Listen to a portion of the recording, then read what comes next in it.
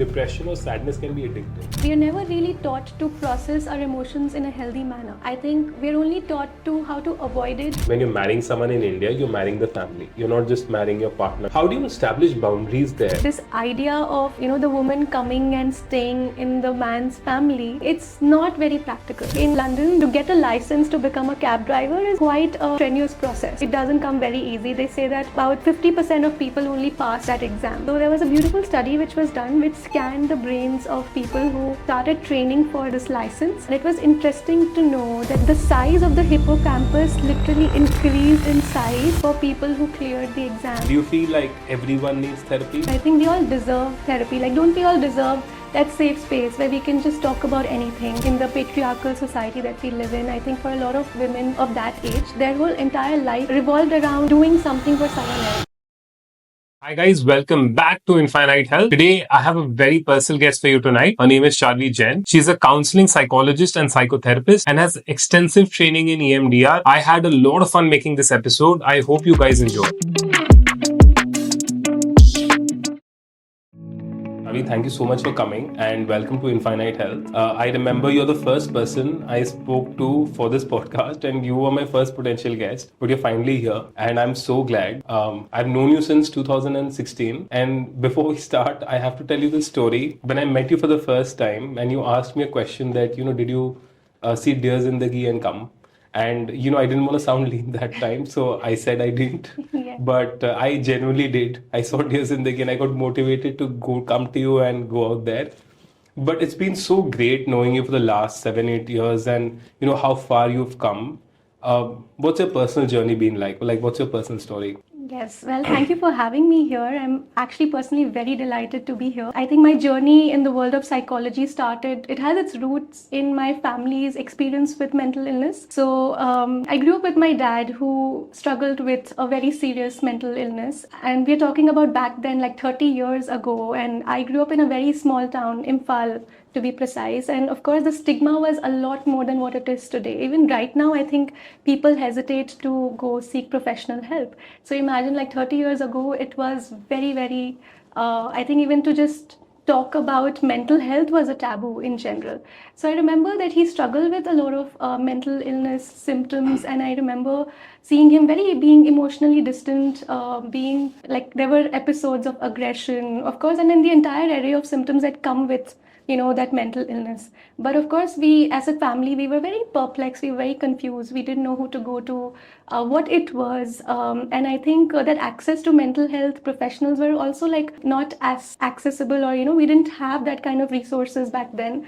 And even in the city that we lived in. So I think for the longest of time, to an extended period, he was not even taken to, any professional for that matter. In fact, 15 years, if I remember correctly. And finally, when he was taken to a professional, it was probably the mental illness was so ingrained. I think recovery was very elusive by then. So that was the entire journey. So I remember, being very confused as a child, not able to understand why this is happening. And I think somewhere when I look back, I think that really ignited that, that passion for me to like just understand, being curious about psychology, wanting to learn the intricacies of the human mind. And perhaps that was, what really drove me to be very fascinated by psychology as a whole. So despite coming from a business family, of course, the go-to path was to take up commerce, to go into the business line. But I think my fascination for psychology took over and I decided to go ahead for, in taking up masters in psychology. And that's when the journey started.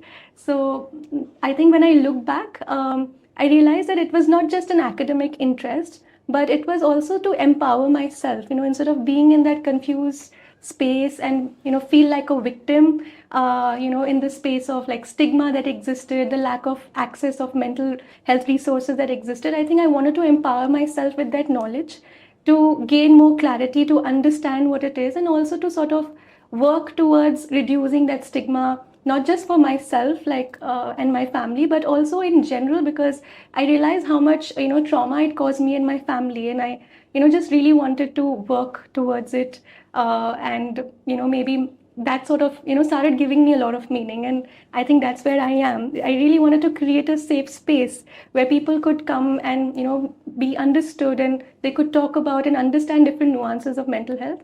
And I think I'm really proud to say that Over a Cup of Tea has been doing just that. I think it has been a space where about more than 20,000 people have been able to find a safe space in Over a Cup of Tea. And over a span of, I think, last 5 years, we've been able to make a difference in, a lot of people. I think really happy to share that. No, I can completely validate what you're saying because, like, when I started, I genuinely am not someone who opens up so easily to people. Yeah. And I think it was very easy for me to open up to you. And I think it was easy for me to be vulnerable with you. I think so. I can definitely validate what you're talking about, and it's very inspiring, like, your journey to this whole thing. But just speaking on that stigma, like, do you feel that stigma is still there, or after the pandemic, like, it's changed to a large extent? It's definitely changed. I think we've come a long way. I remember pre-pandemic, when people used to come to me, people used to come even then to therapy, but they used to come without telling their families or their friends. They would lie about it that, okay, I'm just going for coffee or I'm meeting a friend, and they would come. But after the pandemic, I could see that change. They would, say it out loud that, hey, I'm going to therapy, and now I can see that it's come into a pop culture as well. I think the youngsters are finding it like a cool factor that, hey, I go to therapy, which is nice, because I think people are embracing therapy. They're, I think, prioritizing mental health, which is a great change to see. But having said that, in a lot of pockets, of course, the stigma still exists. Whether it is the age group, of course, the Gen Zs are probably more open to coming to therapy, but the people who are of the older generation and people from, I think, like in cities where I think that exposure is not there towards, the OTT. In a lot of areas, the stigma is still very, very much there. So I think we cannot generalize and say that it doesn't exist. That people who definitely will not be very, very open to sharing why they're coming to therapy. And therapy is not really the first thing that people come for. It is almost like a last resort for most people, that when nothing works, they're like, okay, now let me try this. So I hope we are able to change that as we move forward, that we look at therapy as not like a, that you've reached the rock bottom and that's why you're going to therapy. But it also is something that you can look for, for empowerment when you're just going through daily challenges as well. I'm hoping that we come to that place. No, absolutely. Because you just spoke about Gen Z being very open with, going to therapy and everything. I really want to understand, do you feel like everyone needs therapy for that matter? Because, it's one thing to go for therapy if you want to go to therapy fashionably, because you feel like, I should go to therapy because my friends are going to therapy. Or do you think that even in that case, it's a good thing, because if a person comes to a therapist, they would talk about their life, or they would talk about their personal situation. And so how would you rate that emotional well-being for the Gen Zs versus, say, someone who considers this as a stigma? You asked that question, do you think everybody needs therapy, right? And I think words matter a lot. So when we say everybody needs therapy, I think people look at it in a very derogatory way, that, okay, I'm not strong enough and hence I need therapy, I need an external help to help me. So which is why I think a better way probably to look at it is that perhaps, do everybody deserve therapy? And I think that's how I would like to put it. I think we all deserve therapy. Don't we all deserve that safe space where we can just talk about anything, where we are not met with judgment, where our emotions are held in a right space, where we can process what is happening, right? I think we all deserve that space, especially in such a fast-paced life that we are leading right now, with technology and social media and, of course, the capitalistic, economy that we live in. There's so much competition. We're all in the rat race. So I think, just having this space where we can just be ourselves fully. Like you said, we can allow ourselves to be vulnerable. I think we all can benefit greatly from it. So, self-awareness is so important for someone to come to therapy. Yeah. And what about people who are not self-aware? Because, more often than not, it's the people who are not self-aware who need therapy. Because people, I'm not saying that self-aware people don't need therapy, but, people who aren't self-aware, how does one start identifying that they have a problem? Or or how does someone become self-aware that, I think I should go to therapy? I think, somewhere this responsibility is also very collective in nature. Rather than, I think, leaving it on individuals to come and seek help. If we don't even know that such kind of help exists, then how would I even go for it, right? Like, even if when it comes to physical health, for that matter, let's say I don't even know that this is an ailment. Like, I don't know, my back is paining and I don't know that there can be some severe issue with my back. Like, those illnesses exist. I don't know who to go to. Like, I don't even know there are doctors specialized who can actually treat it. Then I wouldn't even have that insight that, okay, I need to go out and seek help, right? So somewhere I believe that collectively we need to raise more awareness about mental health. When people know that, okay, this is a problem, or that I can do something about it, I can go to a specialist and they can actually help me with it. Like, for example, I'll give you very basic thing that a lot of us deal with, which is sleep issue, right? So many of us, I mean, I meet a lot of people and they're like, oh yeah, I don't think I'm sleeping that well, these days. And they just continue to live that way until that issue becomes something really debilitating, and then maybe they will think about it and do. And a lot of people don't even do that, right? They will still live with that in that debilitating state, even though it might be impacting a lot of it in their day. But if they knew that, well, this can be sorted, that there are sleep specialists that exist, or maybe I can talk about it in therapy and it can actually help me sleep better. If they knew about it, perhaps they would go and, seek help. I think that knowledge is also very limited right now. Not many people are aware what therapy is. I remember when I was looking for a space for over a cup of tea, and we were dealing with a lot of brokers, and the broker asked me that, okay, what do you do? And I said, oh, I'm a psychologist, a therapist. Okay, I know, I heard that, but what do you do? So it was interesting how even for me to explain, that people don't understand what therapy is. A lot of people think of therapy as something that I'm going to sit them down and maybe use some hypnotism, etc. around it. Like, they don't even know the difference between going to a psychiatrist and a therapist. They are scared that, oh my God, I might be bombarded with a lot of pills, and hence I don't want to go to therapy. So I think once people are more aware what really happens in therapy, what this process is about, I think a lot more people would be open to coming in. But I have to ask this question.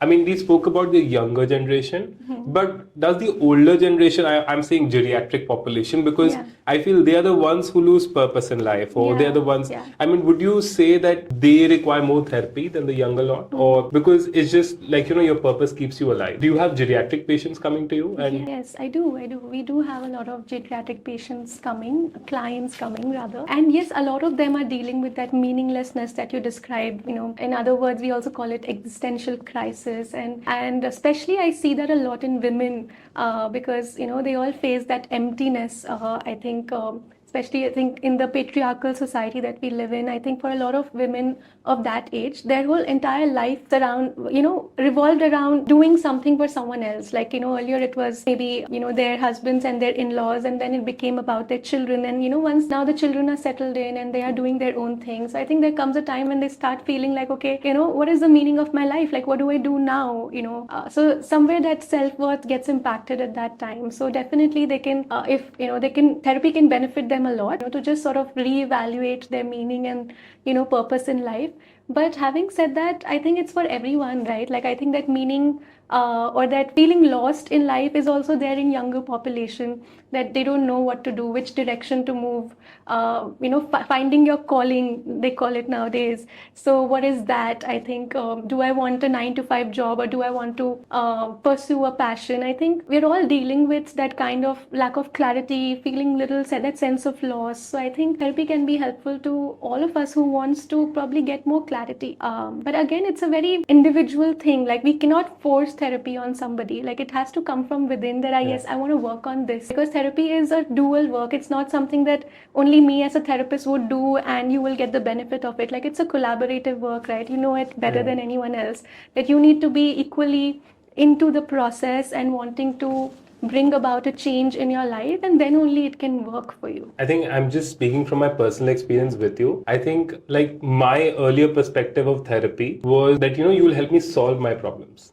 And I always came with that mindset. And if I'm being very honest with you, the first few times when I met you, we were just breaking the ice and we were just talking about like, random things. And at that point of time, I always used to feel like, she's not telling me a solution to my problem, right? And I think it was in the fourth or fifth session where you said that, I'm not going to solve your problems.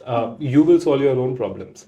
I want you to understand your core beliefs and I want you to understand why you're doing what you're doing. Yeah. And if you have an answer to that, you will find your own solutions. And that's what happened with me. Over the next 2 years, I think it was a great experience for me. But, my question really is that, do you feel depression or sadness can be addictive? A lot of people, if they are there in a particular phase, let's say in a sad phase for a long period of time, there is a certain kind of familiarity that sets in.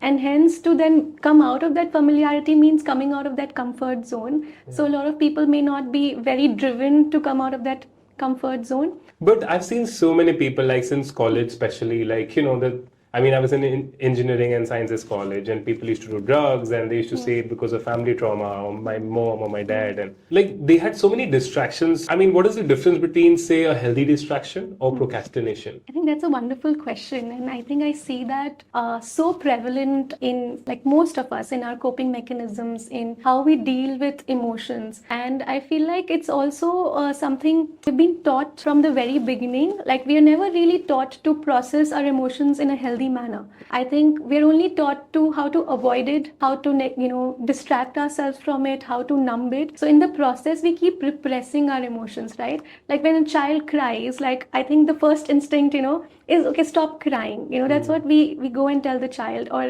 they're just throwing a tantrum, they're just being too loud. I think only if we are very self-aware as parents, we would be like, okay, what's happening, with this child? Like as in, what are the emotions involved? We will be addressing that. But otherwise, a very natural instinct is that, stop, creating that mess, or, stop shouting so much like this, what's wrong with you? So I think, we are also like give these messages that it's not okay to cry. It's not okay to be so, throwing your tantrums and being so angry like this. You need to just be put together. You need to be calm.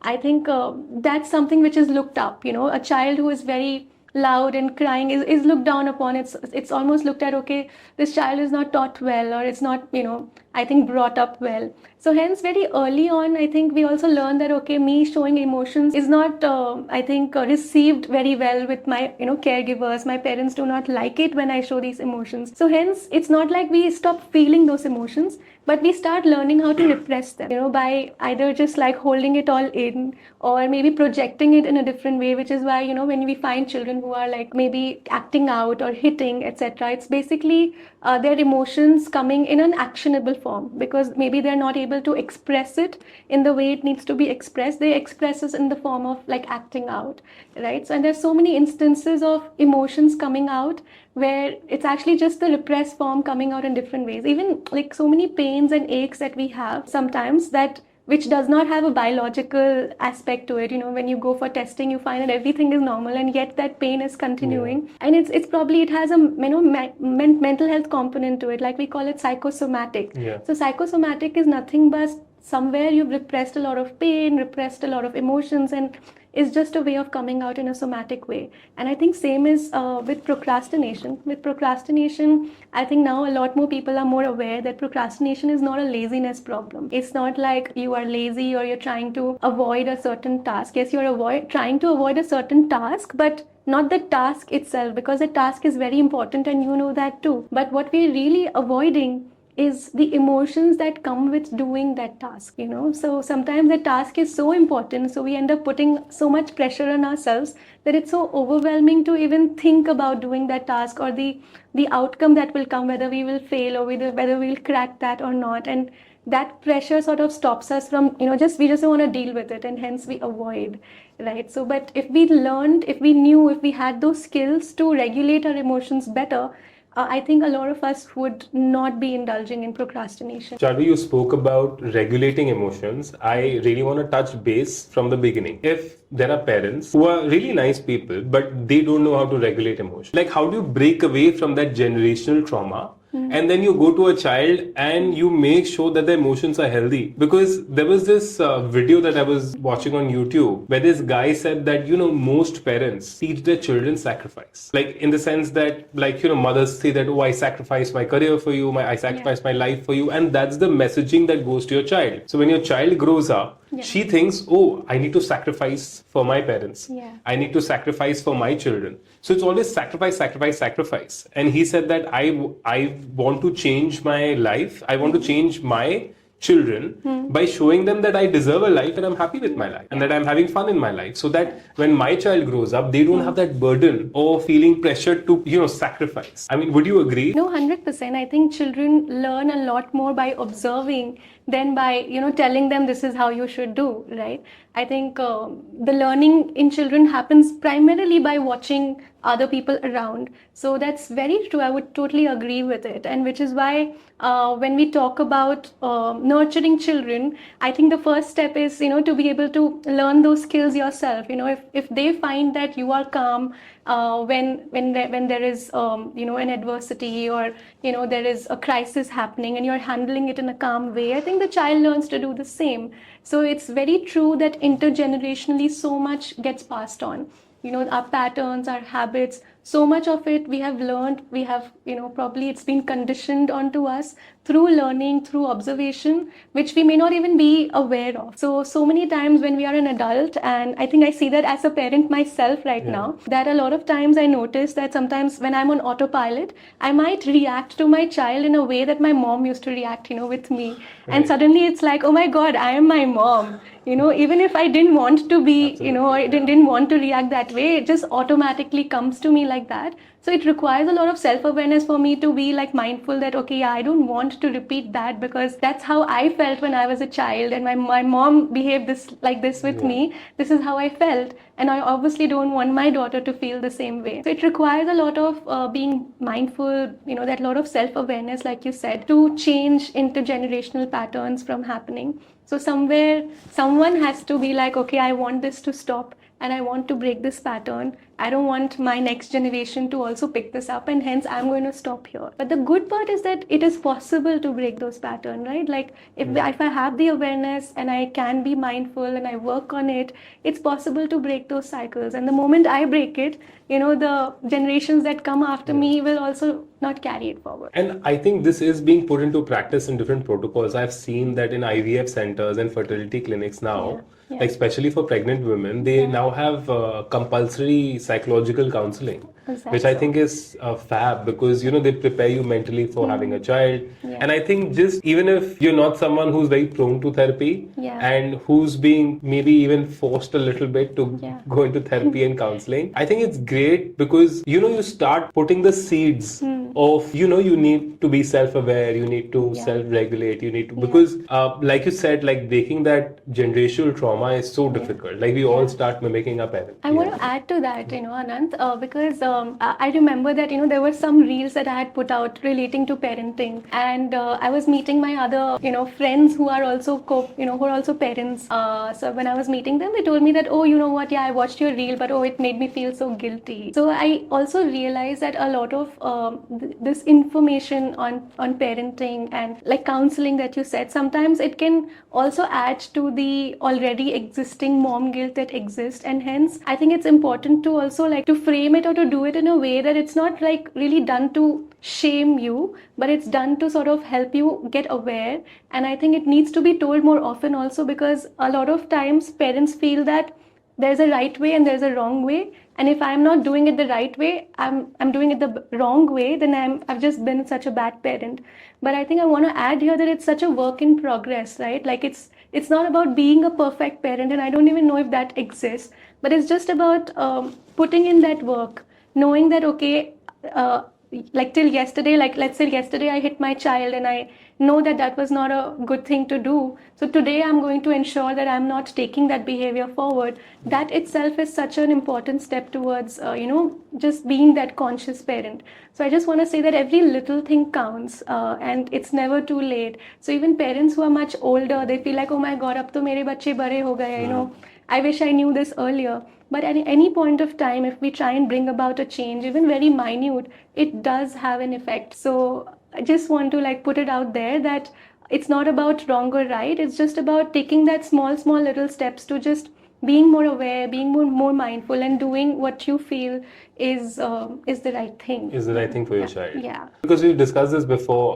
It's just like when you're a very young kid, you're forming your core beliefs, right? Yeah. And Yeah. that's something I learned from you. And Yeah. it's so important to set in the right core beliefs in your children. Yeah. But do you think a little bit trauma is also necessary? Because I saw somewhere while I was reading and that the overachievers or the one who achieve a lot in life, like when they're adults, have some form of trauma in their life. Like, but it has to be the right balance. It cannot be. So, like, for example, if I had loving parents, but I might not have had great financial success, like I could have been from, say, more humble background, and I didn't have that much money growing up, and then suddenly you become an overachiever because you feel like, oh, is it necessary to have a little bit of trauma induced in your children so that they learn how to deal with trauma? Like, is there a healthy coping mechanism that they can learn while they're growing up? I think that's something, I have very strong opinions about it. So, there's so many statements that are made that what doesn't kill you makes you stronger,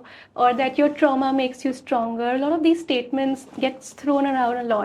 And a lot of people believe that going through hardships, going through traumatic experiences, cause you to be a lot more mature, or it causes you to be, like you said, an overachiever, or gets you to probably be more ambitious about a certain something. But I think if you ask my personal opinion, I think I'm very, very opposed to that, because trauma literally changes our brain. It changes who we are as a person to such a deep level, and not in a very positive way. Of course, there are some of us, because of our resilience, we are able to make a different meaning out of it, and we are able to, probably move towards a direction that becomes a lot more positive for us. But not everybody has the opportunity of doing that. That also requires a lot of support, a lot of resilience, a lot of protective factors, which may or may not be there. But it really takes away what you really deserved, especially in childhood. You deserve a nurturing, a safe environment. And when you grow up in a traumatic and unsafe environment,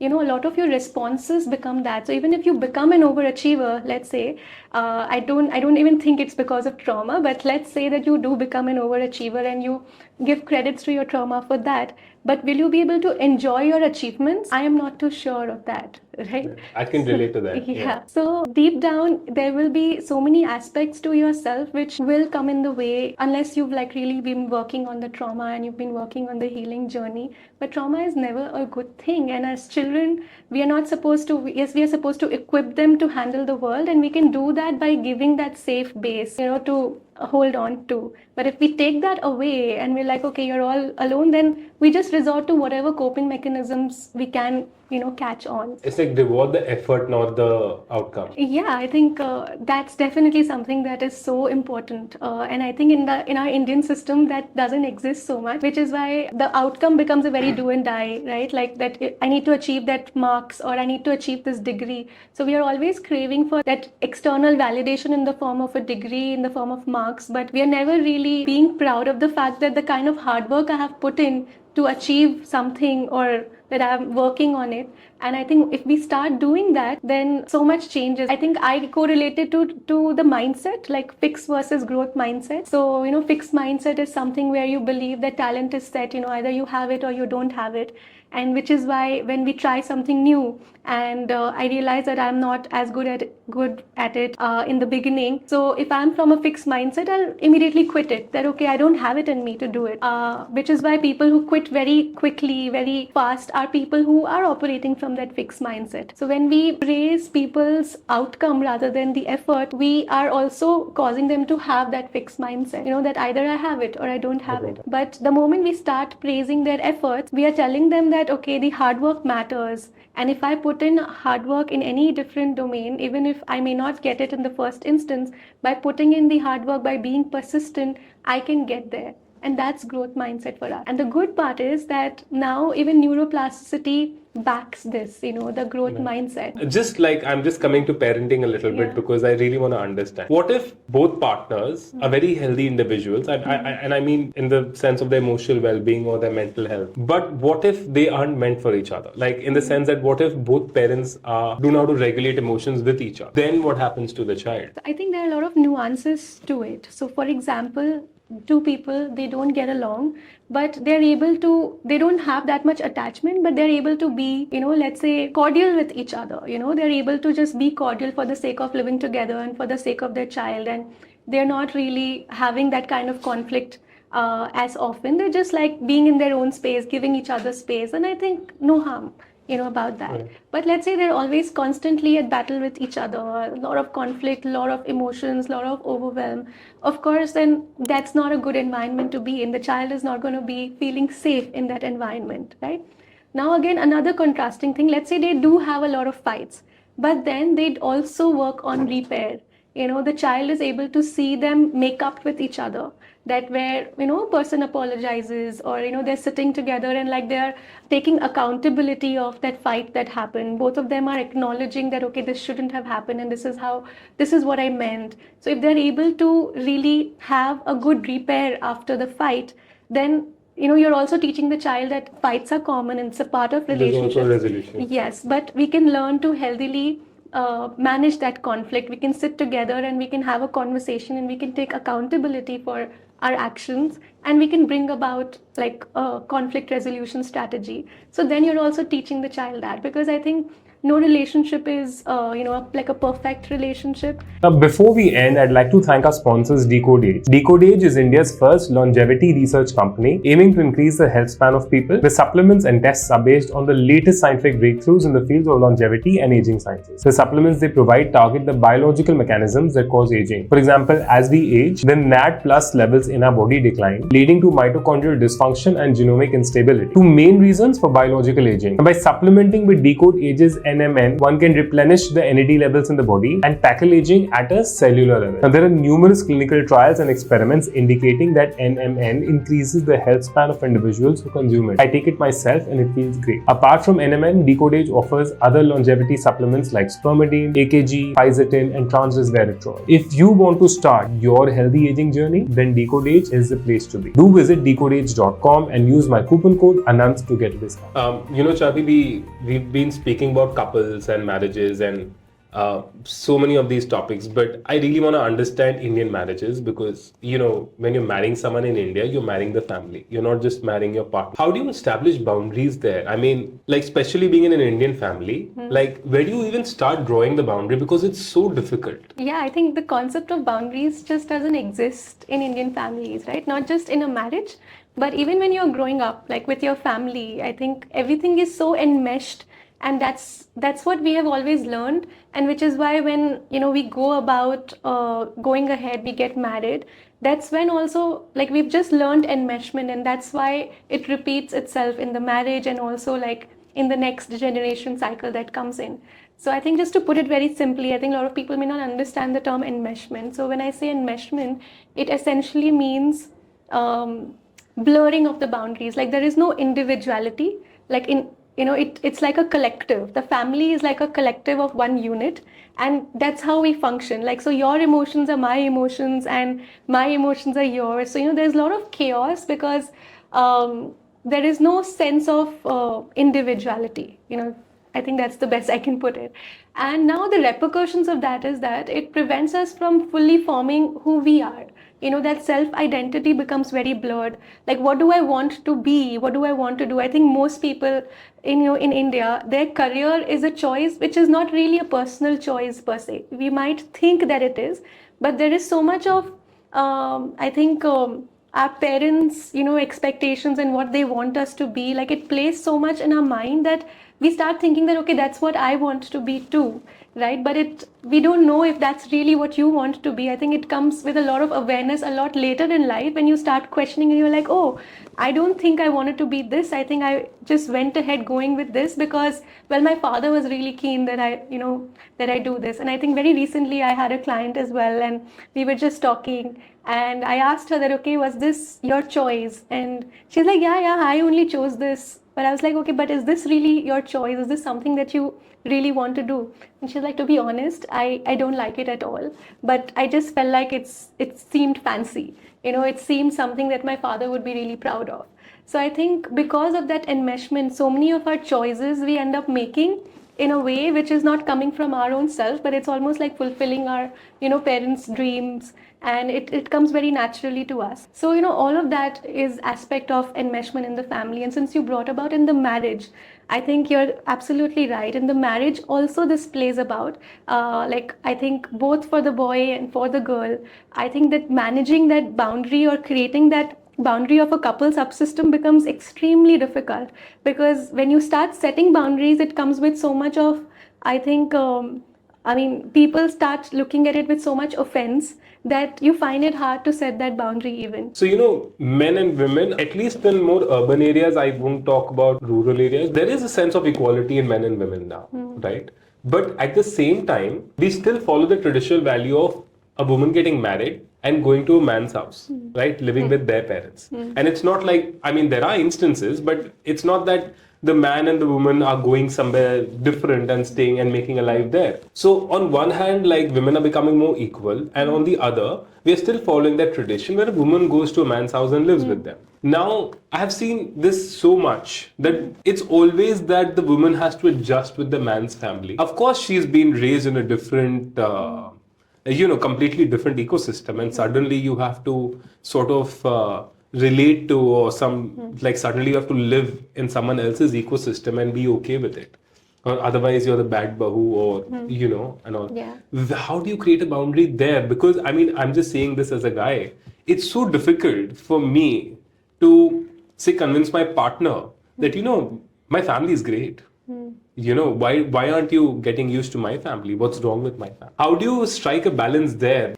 To validate you, Anant, I think it's extremely tricky. It's not easy to cultivate that balance, and which is why, like, this idea of the woman coming and staying in the man's family is, I think, psychologically speaking, it's not very practical.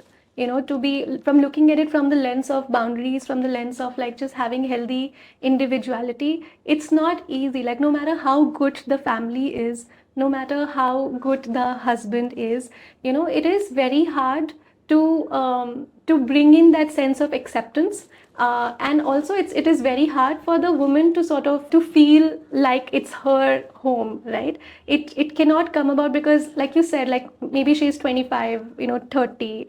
So 30 years of her life she's lived a certain way, and now to come to a different household altogether, and obviously it won't be looked up upon if there are a lot of changes that she's bringing about, and at the same time that will be looked down upon. And at the same time, if the woman tries to sort of adapt to a lot of things, and it feels unfair. So there are a lot of impractical things that come in that equation, and which is why it becomes very hard to strike that balance. There'll always be like, it's a constant work in progress.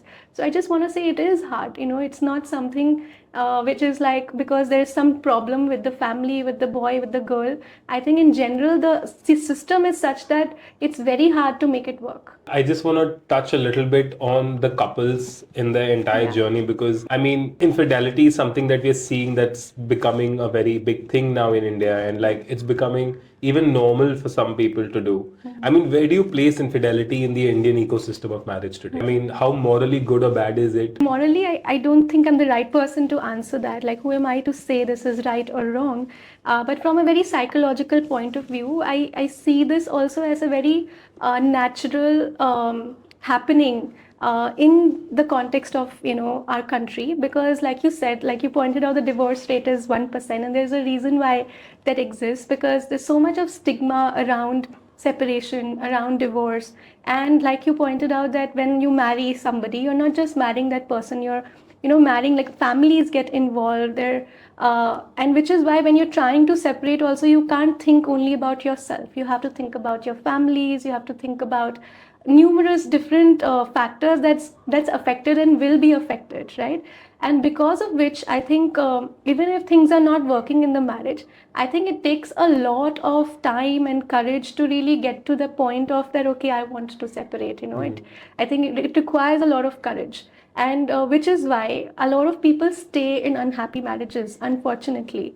And hence, like, if you're staying in that unhappy marriages, and if you can, like, I think if a lot of people end up finding someone who maybe, they feel that sense of happiness, or they feel like they can connect emotionally with someone else. I think that's the only go-to way, right, to find that little gleam of happiness. Because if you can't separate, you can't really, like, legally you can't do that. And hence, like, there is a choice between living in that unhappy marriage forever versus, okay, finding some kind Finding your own of happiness. solace, outside of it. So which is why I think I find that very, very common in our I think practice as well. I think I see that happening so much, and a lot of people come and confide in us about their extramarital affairs, and it's very understandable why that happens. Of course, there are different aspects to it, and not to say that I'm like sort of advocating for it, but there are so many nuances that happen that you can't say that this person is wrong for doing that, while at the same time you can understand the pain that the other partner goes through as well. We call it the affair partner and the partner who's betrayed. So obviously the betrayed partner as well goes through a lot of pain. But I think in general, I think collectively, since we are speaking on this, it can be, I think going forward, if we can sort of reduce the stigma around separation and divorces, automatically I feel like we can bring down the extramarital affairs as well, because if we do have an outlet, or rather if we do have an outs to that marriage, I think people would obviously prefer that outs rather than betraying, somebody or living a dual life, right? I don't think it's anybody's first choice. Do you feel like if the two partners who haven't been like loyal to each other, can they come back from that situation if they get to know about it? No, definitely you can come back to it. Like, let's say it's about, I think a mind is always curious, right? So sometimes out of curiosity, you might, deviate, from your marriage or from your partnership, and you might want to explore something new, something different, something exciting. And then you do that and you realize that there's a lot of work that goes into it, a lot of hiding and secrecy, and you realize perhaps it's not worth it. Right? So it's possible to not want it anymore once you have tried it. It's possible that, okay, I don't want to cause that much hurt to my partner. So hence it's definitely possible. I don't think that term that once a cheater, always a cheater is true. I think it's really based on individuals. If they feel like, no, they genuinely don't want to hurt their partner anymore, or maybe they've had certain realizations, so perhaps they will not, deviate anymore. They can come back. But really depends on the context of where you are in the marriage, what was missing. I think being curious about what led to that process can help you also fix that issue. I will call you for another podcast just on marriage, but I really want to travel to Gen Z now. Is it called Gen Alpha now? I don't know. Again, I'm saying this in a very practical scenario. Like, I have my grandparents, my relatives who are older, and, they never thought about anxiety or overthinking or, feeling helpless. But this is something that the newer generation has a lot of. Of course, they're probably more privileged, but that is something that every generation goes through. Like my generation was considered privileged as millennials. Now we consider Gen Z or Gen Alpha more privileged because they're surrounded by technology. So do you feel like this is a overthinking or being anxious all the time or having so much anxiety is like a newer generation phenomenon, or do you think that it's all across the spectrum? I think my opinion is that it always existed, right? But we just never had the vocabulary to understand what we are going through. It's not like mental illnesses didn't exist in the past, but awareness was lacking, right? Because I think people would just keep to themselves and they will not share it. But not sharing it doesn't mean it didn't exist. They wouldn't have the vocabulary to share it. Today, of course, there's social media. So anything that I do today, it's now we have the apps to like sort of send that, like, about my day, what's going on in my day. I just put it on my story, and whoever is following me knows what is happening with me, which is why information passes very quickly. So if I share anything about anxiety, like feeling anxious today, everybody knows that I'm anxious today, right? But earlier there was nothing like that, which like the rest of the people could know unless you were speaking about it. But there was no language to speak about it, and plus there was so much taboo around anything to do with the mental health. So people wouldn't even talk, about it, and which is why it discussed. It didn't get, I think, in our literature also, like we don't see so much mention of it because nobody talked about it very, very openly. So it definitely existed. But of course, in the light of today, in the light of like Gen Z population, I think they are experiencing it a lot more also because we are also becoming more isolated more and more, right? Even though we are more connected technologically, but I think we are less and less connected in person, right? And I think that's why also we are not like technically we are surrounded by so many people, but I think that vulnerability is sort of missing because conversations are also becoming very like it's very like it's almost like a facade. There is a lot of what I want to display, how I want to come across versus who I am. So there's a lot of masking that is happening in today's generation. There's also like a different, like a social media personality versus your actual personality. Like there's a lot of, people have different kinds of personality as well. Like what they're putting it out on social media is very different to who they are. So because there is very less space where they can be authentic, I think a lot of these issues are coming about more. Because the WHO recently declared a loneliness pandemic. I did a small reel on it also. Like, where do you place loneliness on this? Because I mean, like you said, we are so connected, like on social media, like you keep looking at different things. But how do you feel like where does loneliness stand for you in terms of the Gen Z population, or in terms of a general population at large in India? It's more like a very personal, a very subjective, like how you're attaching meaning to a situation, right? So for example, I can be alone, but at the same time, I can thrive in that alone time. Like for me, that is solitude.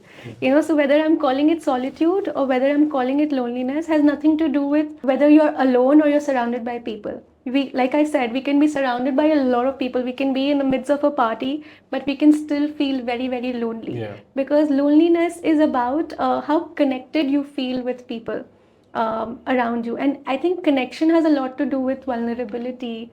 How much you feel you can be yourself with other people. You just reminded me of a book I recently read by Jay Shetty. It's called Eight Rules of Love. And its first chapter is From Loneliness to Solitude. Just reminded me of the whole chapter and workbook. Because, I mean, you're right. I mean, we have to sort of, I mean, if we can enjoy our own company, I mean, it's just the way you... So I think even if we have one or two connections, like versus having like 100 friends, but if we are able to just be ourselves with them, we are able to connect with them on a deeper level and show that vulnerable side of ourselves with them, we are going to feel a lot less lonely than a person who has 100 friends but is not able to really share that aspects of themselves. So I think it boils down to vulnerability.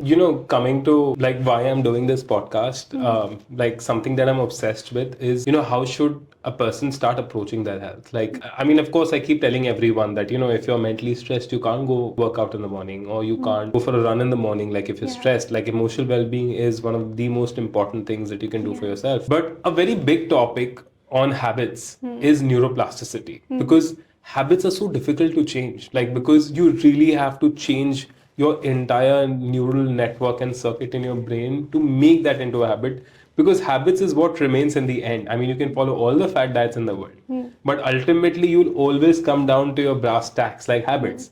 And for you to change your habit, I mean, neuroplasticity is talked about so much. I mean, what I really want to ask you first is, what is neuroplasticity? To put it very simply, neuroplasticity is the idea that our brain is very, very flexible and it's adaptable in the sense that it can change to accommodate your newer needs, right? To put it in a really simple way. And I think I would like to use the example of this study. I think it's a beautiful study which was done on London cab drivers. It just explains neuroplasticity in such a beautiful way, and it also gives a lot of hope to people. In London, to get a license to become a cab driver is quite a strenuous process. Like it doesn't come very easy. They say that about 50% of people only pass that exam. Right. So you have to go through like about at least a 4-year training process to learn every nook and alley of the city of London. So you need to know it by heart and memorize it. Only then you have any chance of cracking that exam. So there was a beautiful study which was done, which scanned the brains of people who started training for this license before and after they had passed and cleared that test. And it was interesting to know that the hippocampus, which is responsible for the spatial aspect of it, the directions and spatial aspect of it, the size of the hippocampus literally increased in size for people who cleared the exam, like within a span of just 4 years. The hippocampus expanded. Imagine the size. We're not even talking about neurons over here. We're talking about the structure, right? Imagine the structure of the brain changed in a span of just 3 to 4 years to accommodate the new cognitive need of that spatial ability to to learn more and like more directions, right? So imagine like our brain actually increased in size to accommodate that. And there was another study done which sort of just to sort of check which if this was really the spatial part that made it happen, right? So they did a study on the UK bus drivers, and they found that the hippocampus was like their hippocampi wasn't that big, because they have set routes, they don't follow newer routes, they just follow the same route again and again. So it's not relating to driving, it's not relating to the profession, it is relating to how much new roads you are learning, how much memorization is happening in that area. So which is a beautiful example that anything that we start doing and we do it consistently and we like go through it again and again and again. How do you connect in such a lonely world? I mean, how do you start forming connections? I mean, if you had to be the minister of mental health, I mean, how would you on a policy level change how people connected with each other? I mean, social media I feel is like is both a good thing and evil at some point of time, because you're creating such a good image about yourself because you want to be the best version of yourself. But if you had to be the minister of mental health, I mean, what is a policy you would implement to make mental health a very important factor, improve connections in people? I think number one step would be to teach people from a very young age, maybe to add it in school. I think something which we never learned and I wish we did, which is how to process, how to regulate emotions. We all have emotions, right? Isn't it strange that we were never taught how to manage it? Like we've learned how to do taxation, we've learned how to there are aspects of law that we are talked about, aspects of history and geography and algebra which we never really get on to using later. But isn't it strange that we never were taught how to manage emotions better, how to deal with conflicts better, how to deal with overwhelm and anxiety better? I think since it's such a it's a universal thing and we all have to deal with it. And this is something which I talk about a lot. People talk about intelligence and IQ. We can have all the IQ in the world, but if we can't manage our emotions, it's possible that you will blank out before the exam, because you're not able to manage your anxiety. It's possible that you go up on stage and you fumble and you falter. It's possible that you've put in so much pressure on yourself and you're such a perfectionist that because of that you can't manage it and you maybe attempt a suicide, right? Yeah. So I'm just saying that if we're not really prioritizing, as a society, we are really putting it on a back seat. But it is so important because no amount of intelligence can be helpful if your emotions are not in place. So, Charvi, we live in this digital era, we're surrounded by social media. And like you said, there are so many good ways of effective communication and there's so many ways in which we are connected, but we're really not. So, in this post-pandemic era, how do you really connect and communicate with people? Yeah, I think two things that come to my mind when it comes to connection, when I think about connection. One is curiosity, right?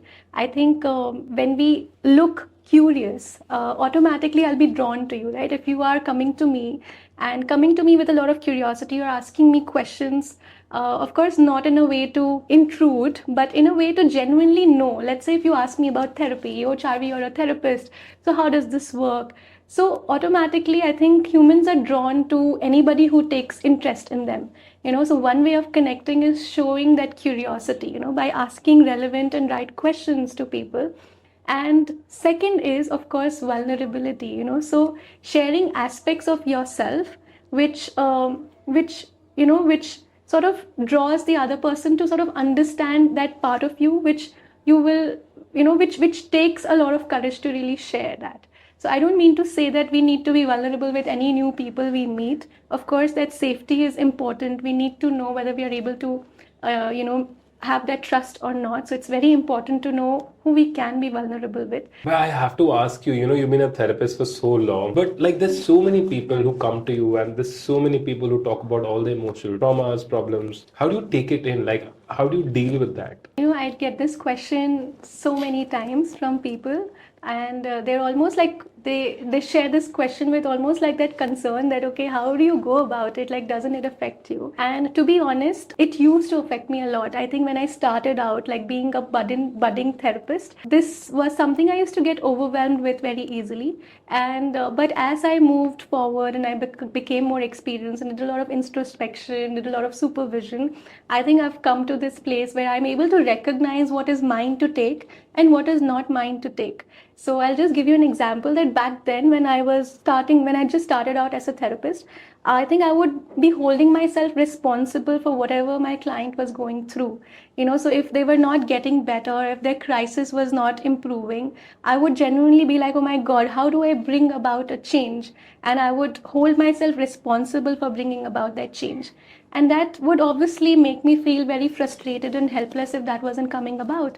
But it was just impractical, like that expectation was impractical because I cannot change my client's situation or the people that they are dealing with, the obstacles that are coming their way, right? I cannot change that. Like, I am not God.